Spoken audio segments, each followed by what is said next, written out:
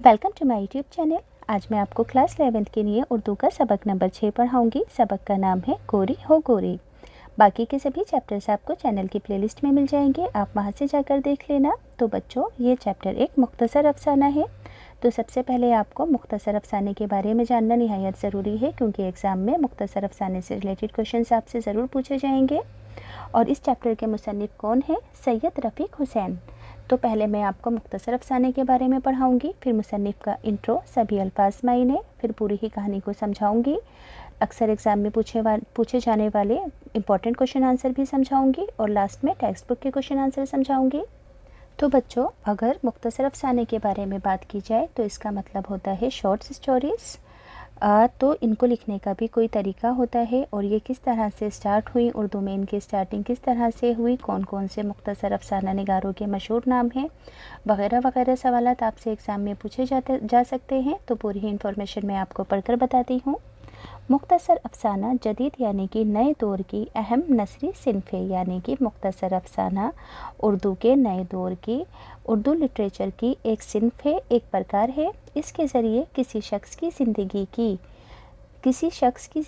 के एक अहम पहलू या किसी वाक़ये का बयान इस तरह किया जाता है कि पढ़ने वाले के दिलो दिमाग पर उसका असर पड़ा रहे। समझ में आया?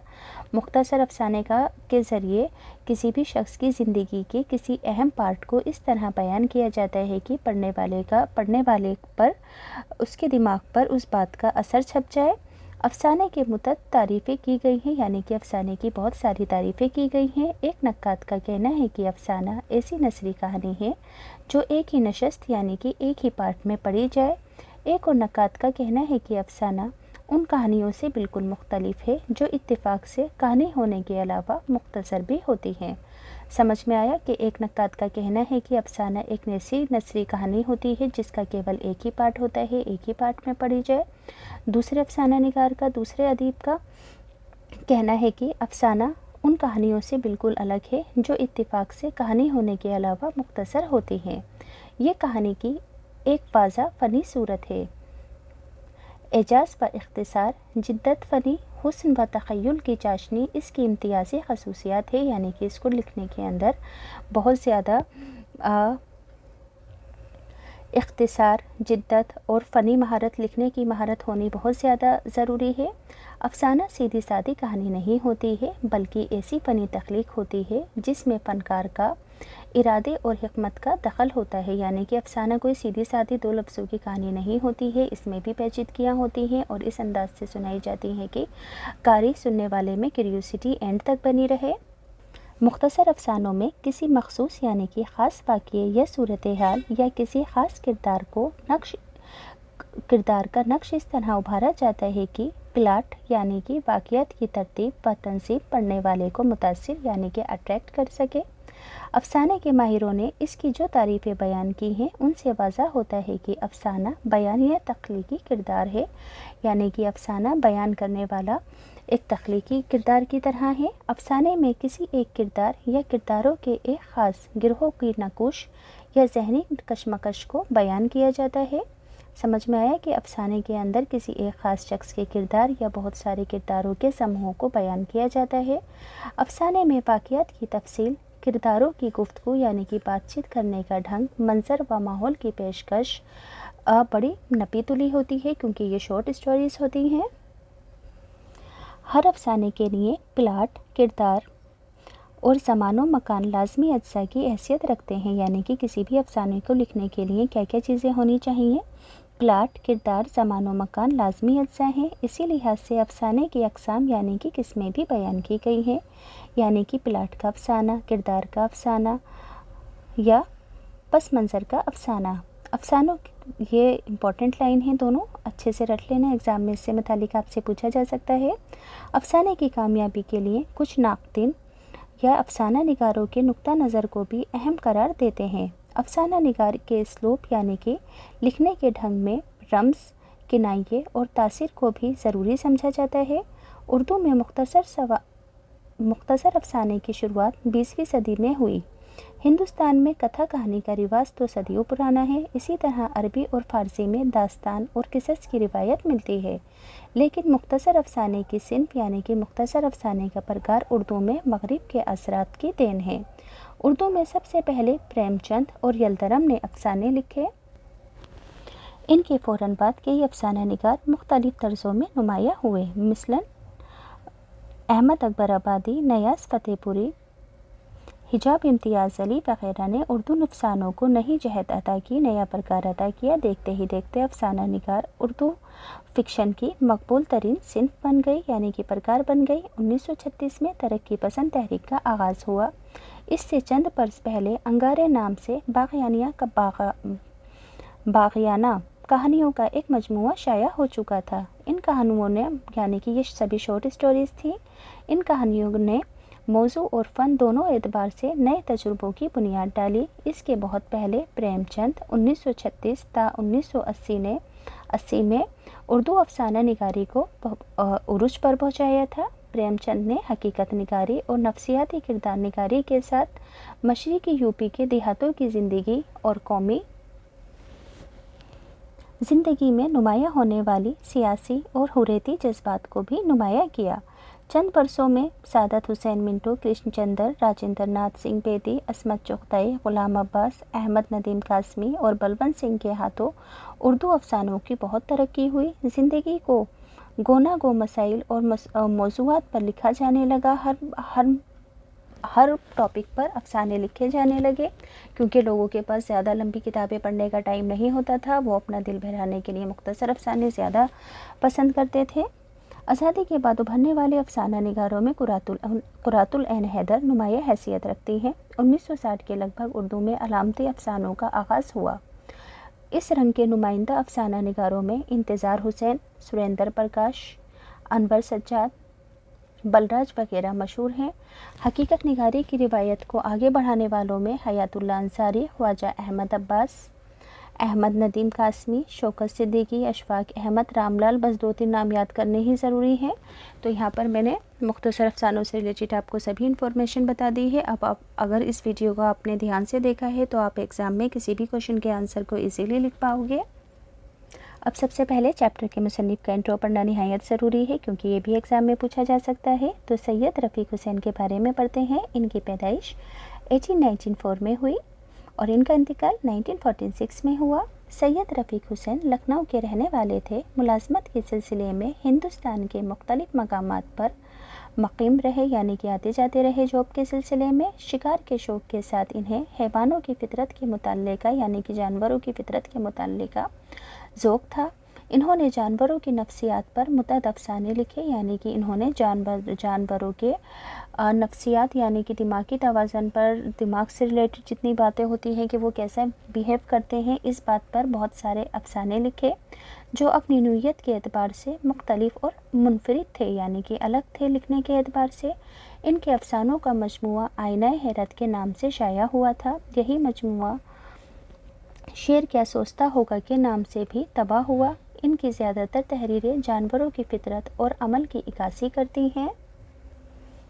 रफ़ीक हुसैन के अफ़सानों में मनाज़िर कुदरत की ऐसी हसीन और सच्ची तस्वीर मिलती है जिनकी नज़र उर्दू में कहीं और नज़र नहीं आती। जिनकी नज़ीर अल्फाज की सूती आहंग से तासुर पैदा करने में रफ़ीक अहमद को कमाल हासिल था। अल्फाजों का बहुत अच्छा इस्तेमाल जानते थे।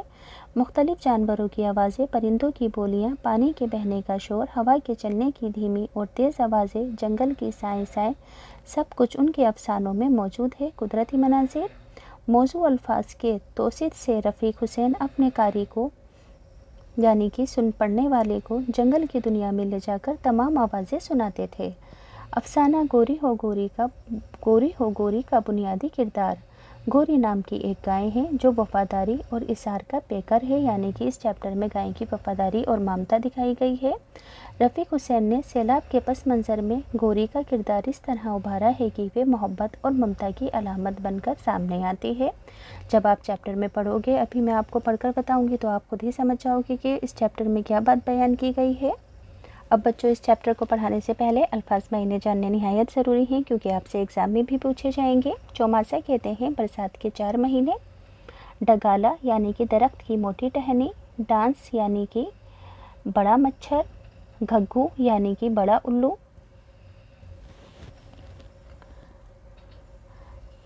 तनी उड़ाए दिए ज़रा उड़ा दें, जो का हुआ रे, जो का हुआ रे यानी कि ये क्या हुआ रे, अजी देखत का हो, अजी देखते क्या हो, खटोला यानी कि छोटी चरपाई, घुनिया यानी कि गाय, नून चून यानी कि नमक आटा, ओढ़ना बिछोना यानी कि ओढ़ना बिछोरा, बिछोरा लिखा है यहाँ पर क्योंकि गाँव की लैंग्वेज है। ओढ़ना बिछोना, मुँह उठाए लो, मुँह उठाए लो यानी कि मुँह उठाए लो यानी कि मैं उठा लेता हूँ। निकस बहारे यानी निकल बाहर, आई रहो यानी कि आ रही हूँ। भला रे भला सब ठीक है, दुख पीटी यानी कि दुखियारी, मरी जाए फिर आ बैठना, मर जाए फिर आ बैठना, अरे अरे काहे हो गया, निकत काहे नहीं, अरे क्या हो गया, निकलते क्यों नहीं। कड़वे कड़ा की जमा कड़े, अवधि और पूरी तर्ज में बयान किया गया है। धारोधार रोना यानी कि फूट फूट कर रोना। तो यहाँ पर मैंने कुछ डिफ़िकल्ट वर्ड्स थे वो आपको पढ़कर बता दिए हैं। अब सबक का खुलासा पढ़कर बताती हूँ कि इस चैप्टर में क्या बात बताई गई है। गोरी हो गोरी एक गाय की कहानी है और यही गोरी यानी कि गाय इस अफसाने का बुनियादी किरदार है जो वफादारी और इसार का पेकर है। रफ़ीक हुसैन ने सैलाब के पस मंज़र में गोरी का किरदार इस तरह उभारा है कि गोरी यानी कि गाय वो एक मोहब्बत और ममता की अलामत बनकर दिल पर असर करती है। गांव गोजरा परवा में चौमासे की अंधेरी रात थी, भीगी भीगी ठंडी हवा चल रही थी, लोग सो रहे थे कि अचानक इतु मेढक बोलने लगे। छोटा सा गांव था, चंद घर थे। इस गांव में रहने वाली बसंती की आंख खुल गई। उसने अपने पति माधव को जगाया कि वो अतो को भगा दे। माधव ने जैसे खटिया से नीचे पैर रखा देखा घर में पानी भरा हुआ था। बसंती ने भी घबरा कर देखा और फिर कहा कि भीका को जगाओ, राम कलैया को जगाओ, यानी कि अपने बच्चों को जगाने के लिए अपने पति से कहा। अभी ये लोग समझते कि गांव के दूसरे लोग चीखते चिल्लाते उनके घर के करीब आ गए। माधो भैया बाढ़ आई है, 8 रे 8। पानी की तेजी से बहने की आवाज़ आई। माधो ने 8 बरस की बेटी राम कलैया को कोठे की सीढ़ियों पर बिठा दिया।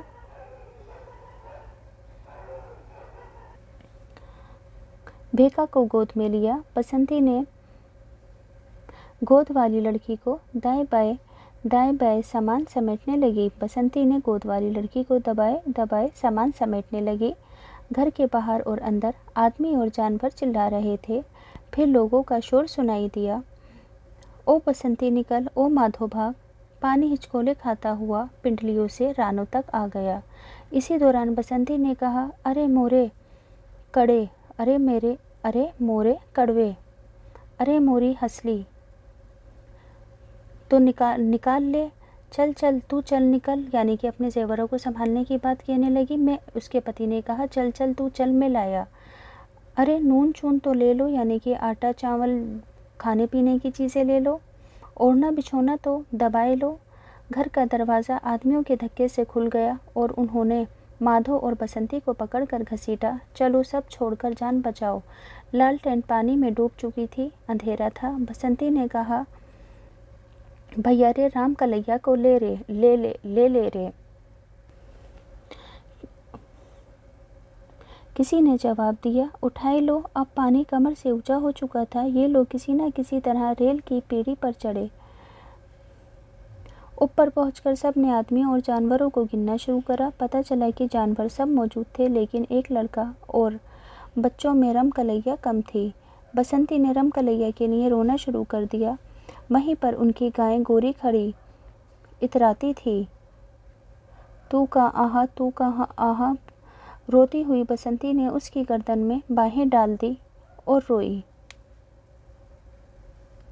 गोरी मोरी राम कलैया, बसंती ने सिसकियाँ ले लेकर, गाय ने चिल्ला चिल्ला कर सुबह दी, सुबह की रोशनी में सुबह कर दी। गाय ने चिल्ला चिल्ला कर सुबह कर दी। सुबह की रोशनी में गांव वालों ने देखा कि पास में छोटा सा आम का बाग और उसकी आड़ में गोजरपुरवा था, यानी कि गांव था, जो अब नज़र नहीं आ रहा था। उधर राम कलैया कोठे के एक कोने में बैठी है और उसके करीब ही दूसरे कोने पर काला सांप जबान निकाल रहा था। सामने पानी ही पानी है। कुछ ही देर में राम कलैया गोरी की आवाज़ सुनती है तो उसके कानों में आती है। राम कलैया ने पूरी ताकत से पुकारा, गोरी हो गोरी। राम कलैया ने देखा बाग में से तैरती हुई गाय निकली और वो उसकी तरफ लपकी। तभी दूर से एक और आवाज़ आई, ओ माँ, ये बछड़े की आवाज़ थी। गोरी इधर तैरती चली गई जहाँ बछड़ा था। बछड़ा पानी पर तैर रहा था, लेकिन बंद होने की बाइस पे उसके करीब नहीं आ सकता था। राम कलैया इस दौरान बेहोश हो गई। गोरी ने अपनी गरम गरम जबान से उसका मुंह चाटा। राम कलैया होश में आ गई और गोरी से चिमटकर उसकी पीठ पर आ गई और वहीं छिपकली की तरह लेटी लेटी चिमट गई। गोरी फिर बछड़े के पास ले गई। राम कलैया ने औंधे मुँह लेटे लेटे बछड़े के गले से रस्सी की गांठ निकाल दी। अब बछड़ा आज़ाद हो गया। राम कलैया गाय पर चिमटी हुई थी और गाय और बछड़ा पानी के बहाव के साथ बहते हुए 2.5 घंटे बाद रेल की पटरी पर चढ़ आए। इस वक्त दिन के 12 बज रहे थे। राम कलैया, गोरी और बछड़े को देखकर गांव वालों में हलचल मच गई। बसंती खुशी के मारे धार उधार रोती हुई कभी राम कलैया को गले लगाती तो कभी बछड़े को और कभी गोरी को। फिर सभी नारे लगाने लगे, बोल गोरी मियाँ की जय, बोल गौ माता की जय। तो यहाँ पर इस तरह से एक गाय को दिखाया गया है कि वे किस तरह से अपने बछड़े की और राम कलैया की जान बचाती है। एडिशनल क्वेश्चन आंसर हैं जो कि अक्सर एग्जाम में रिपीट होते रहते हैं। कोई जाने ना जाने दिल की रगी, राम जाने इसका मतलब क्या है। दिल पर जो कुछ गुजरती है वो कोई समझे ना समझे राम जानता है, यानी दिल पर जो गुजरती है खुदा उससे वाकिफ़ होता है। अगला सवाल है, सुबह होने तक गाय और बसंती की क्या हालत थी। सुबह होने तक गाय चिल्लाती रही, बसंती सिसकियाँ लेती रही, क्योंकि गाय का बछड़ा और बसंती की बेटी राम कलैया उनसे बिछड़ गई थी। अगला सवाल है, सुबह होने पर सबने क्या देखा। सुबह होने पर सबने देखा कि उनके सामने छोटा आमों का बाग है और उसके बराबर कुछ आड़ में गोजरपरवा आबाद था, लेकिन अब वे वहाँ नहीं था, बाढ़ में डूब चुका था। अगर कोई बचा कुचा मकान होगा तो वह दरख्तों की आड़ में होगा। जहाँ तक नज़र जाती थी पानी ही पानी था। राम कलैया के मुर्दे चेहरे पर हल्की मुस्कुराहट क्यों आई। राम कलैया जो कोठे के एक कोने पर खौफसीदा बैठी थी, क्योंकि दूसरे कोने पर काला सांप कुंडली मारे बल खाए बैठा था। राम कलैया ने डर से आंखें बंद कर ली थीं। तो का आहा की आवाज़ पर कलैया चौंकी, क्योंकि ये आवाज़ उनकी गाय गोरी की थी और उसे लगा कि अब कोई अपना उसके पास आ गया है, इसलिए उसके मुर्दा चेहरे पर हल्की सी मुस्कुराहट आ गई। टेक्स्ट बुक के क्वेश्चन आंसर हैं, ध्यान से सुनेंगे। माधो और बसंती मूसलाधार बारिश में अपना घर छोड़कर क्यों भाग रहे थे। माधो और बसंती इसलिए मूसलाधार बारिश में अपना घर छोड़कर भाग रहे थे कि बाढ़ यानी कि सैलाब का पानी गांव में कमर तक भरने लगा था और उन्हें इस पानी में डूब जाने का अंदेशा था। अगला सवाल है, बसंती की बात सुनकर गोरी ने क्या किया। बसंती राम कलैया के वास्ते रो रही थी और गोरी के करीब आने पर उससे उसकी गर्दन में बाहें डालकर कहा, गोरी तोरी राम कलैया तो गई रे। फिर इही गोरी तोरी राम कलैया। ये सुनकर गोरी ने लंबी आवाज़ निकाली, तो कहाँ आहा। सुबह होने तक गाय चिल्लाती रही और बसंती सिसकियाँ लेती रही। गोरी ने राम कलैया को किस तरह बचाया। गोरी अपने बछड़े की तलाश में पानी में तैरती हुई उस जगह तक पहुंची जहां राम कलैया और बछड़ा थे। वो आवाज़ें निकाल रही थी। उसकी आवाज़ें सुनकर राम कलैया ने आवाज़ दी, गोरी हो गोरी। तभी एक और आवाज़ आई, ओह माँ आह। ये बछड़े की आवाज़ थी। गोरी इस तरफ दौड़ी और कुछ देर बाद गोरी उसके पास आई तो राम कलैया गिरती हुई छत के किनारे बेहोश पड़ी थी। गोरी ने उसके पास कई आवाज़ें दी और जब राम कलैया को होश न आया तो अपनी खुरदरी गरम गरम जबान से उसका मुंह चाटा। लड़की को होश आ गया और गोरी मियाँ कहती हुई उसके गले में चिपट गई और फिर गोरी की पीठ पर आ गई। गोरी उसे और अपने बछड़े को लेकर पुल पर आई। इस तरह रमकलैया को गोरी ने बचाया। रमकलैया ने गोरी के बछड़े को बचाने के लिए क्या किया? रमकलैया ने गोरी के बछड़े पर लेटे देखा कि रमकलैया ने गोरी की पीठ पर लेटे देखा कि गोरी ने बछड़े के पास कई चक्कर लगाए मगर बछड़ा आगे नहीं बढ़ा तो उसकी समझ में आ गया कि क्या बात है। जैसे ही फिर गाय तैरती हुई बछड़े के पास गई, रमकलैया ने औंधे मुँह लेटे एक हाथ बढ़ाकर बछड़े के गले से रस्सी की गांठ निकाल दी। बछड़ा आज़ाद हो गया। गाय और बछड़ा दोनों तैरते हुए आगे बढ़े और 2.5 घंटे तैरने के बाद पुल की पटरी पर चढ़ गए। इस तरह बछड़ा बच गया। अगला सवाल है, ममता के जज्बे के आगे तमाम जज्बात हेच हैं, वजाहत कीजिए। ये सही बात है कि ममता के जज्बे के आगे तमाम जज्बात हेच हैं। हम देखते हैं कि इंसान हो या जानवर अपनी ममता में दीवाना हो जाता है। इसी अफसाने गोरी हो गोरी में एक इंसान बसंती है और दूसरा जानवर गोरी है। बाढ़ आने पर बसंती की 8 साला बेटी रमकलैया कोठे पर रह जाती है, यानी कि छत पर। इसी तरह गोरी का बछड़ा घर के करीब खूंटे से बंधा रह जाता है। दूसरे इंसान और जानवर बाढ़ के पानी से बचकर और पुल की पटरी पर पहुंच गए। वहां जब बसंती को पता चला कि रमकलैया कोठे पर रह गई और गोरी का बछड़ा नहीं है, गाय ने चिल्लाकर और बसंती ने सिसकियां ले लेकर सुबह कर दी। बसंती ने गोरी की गर्दन में बाहें डाल दी और रोते हुए कहा, गोरी तोरी राम कलैया। और गाय ने लंबी आवाज़ निकाली, तू कहाँ? फिर गाय वहाँ से चली गई और तैरती हुई उस जगह पहुँची जहाँ बसंती का घर और गाय का बछड़ा बंधा हुआ था। और वहाँ आहा की आवाज़ें सुनकर उसकी तरफ दौड़ी। फिर रमकलैया छत के किनारे पर बेहोश पड़ी हुई थी तो गोरी ने अपनी खुरदरी ज़बान से उसका मुंह चाटाया। कलैया होश में आ गई और गोरी की कमर पर चिमट गई। फिर गोरी बछड़े के पास चक्कर लगाने लगी। बछड़ा अपनी जगह से आगे नहीं बढ़ा, वो बंधा हुआ था। तब रमकलैया ने उसकी गर्दन में उसकी गांठ निकाल दी और गोरी रमकलैया और बछड़े को लेकर उस जगह पहुंच गई जहां पुल पर लोग मौजूद थे। गोरी के किरदार पर मुख्तसर नोट लिखना है। गोरी एक जानवर गाय है, लेकिन उसमें वो औसाफ वो खासियत हैं जो एक हिंदुस्तानी माँ में होते हैं। गोरी का बच्चा एक बछड़ा है। इस कहानी में गोरी के रूप में ममता के जज्बे की इक्कासी की गई है। ये एक ऐसा जज्बा है जो इंसान हो या जानवर सभी में मौजूद होता है। गोरी जो एक गाँव है, वो मालकिन की ममता को समझती है और सैलाब में फंसने वाले बछड़े को बचाने से पहले बसंती की लड़की रमकलैया की जान बचाती है। अफसाना निगार रफ़ीक हुसैन ने सैलाब के पस मंज़र में गोरी का किरदार इस तरह उभारा है कि वे मोहब्बत और ममता की अलामत बनकर दिल पर असर करता है। अमली काम है, अगर आप गोरी की जगह होते तो उस वक्त क्या करते? आप अपने लफ्ज़ों में भी लिख सकते हैं या स्क्रीनशॉट लेकर कर लेंगे। हमने कड़वे के बारे में ऊपर लिखा है। आप अपनी तर्ज से सोचकर इस तरह के लफ्ज़ लिखने हैं, जैसे कि जिस्म से अज्साम, जौहर से जवाहर, आफत से आफत, शख्स से अशखास, ख़बर से अखबार, साहिब से असहाब, खिदमत से खिदमत, बाप से अफवाब।